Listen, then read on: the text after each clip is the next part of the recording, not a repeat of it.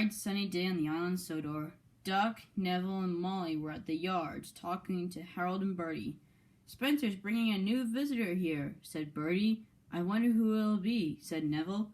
Just then Spencer raced in with the visitor. "Hello, Sodor," he said. "I brought a new visitor from the mainland. His name is Luke.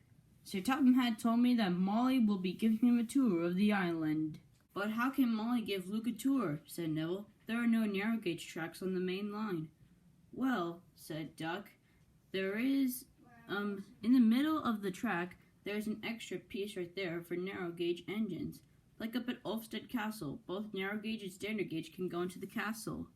"Hello, Luke," said Molly. "So what are you doing here while you're on the island?" "I'll be collecting freight cars full of stones and slate and be taking them up to the quarry where I can meet the other engines." "That's a really nice job," said Molly. "It seems like you have a fun day ahead of yourself, Luke," said Fred. "Are you ready for an exciting adventure, Luke?" "Yes, I am," said Luke. The two blew their whistles and puffed out of the yard. "All right, Luke," said Molly. "Our first stop today is Henry's favorite forest.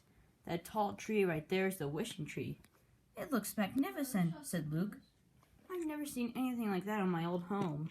"Hello, Molly," said Edward. "What are you doing here?"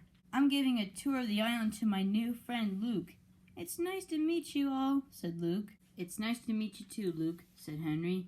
"And you too," said Trevor. "What are you doing to those dead tree trunks?" asked Luke curiously. "We're collecting a lot of dead tree trunks and taking them to the sawmill," replied Henry. "Henry, I'll be right back," said Edward. "I need to take these dead tree trunks to the sawmill where Thomas will be taking them." And Edward puffed away. "A long time ago, I had a peaceful forest where it was quiet. But one night it got struck by lightning, and it made me very sad. But then Trevor and Terrence helped me put the forest back together. And also the wishing tree got struck by lightning, but me and Salty helped put it back up." "Those are some really interesting stories," said Luke. "Now, Luke," said Molly, "we need to be going. Brendam Docks awaits." And the two raced away. Brendam Docks was very busy right now while James was collecting cargo cars and Gordon was taking the express. "Move that cargo car down here on this flatbed, Cranky.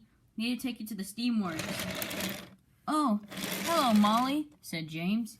"And who is this?" "His name is Luke," said Molly. He's here to visit from the mainland."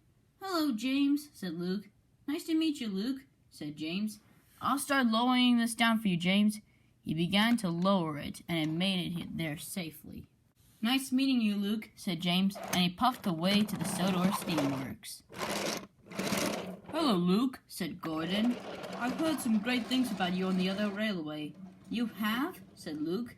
"Thank you, Gordon. Are you pulling the express?" "Yes, I am. I'm the fastest and strongest engine ever. Once you get used to it, someday you'll be pulling the express." "Gordon coming through!" "Does Gordon always act like that, Molly?" Most of the time," she chuckled.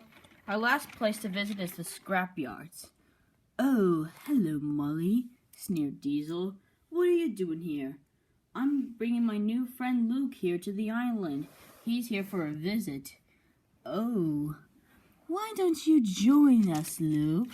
You would be fine against Steamies." "No," said Luke. "Molly is my new friend, and I'll never betray her. I'll never betray any of the steam engines, you pinhead." Diesel ignored Luke's comment. "Someday you'll join us," and he rolled away. "Thank you, Luke," said Molly. "That was very brave of you."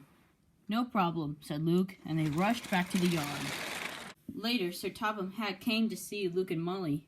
"Molly, thank you for giving Luke a tour of the island today. And Luke, thank you for stepping up for Molly against Diesel. You know what?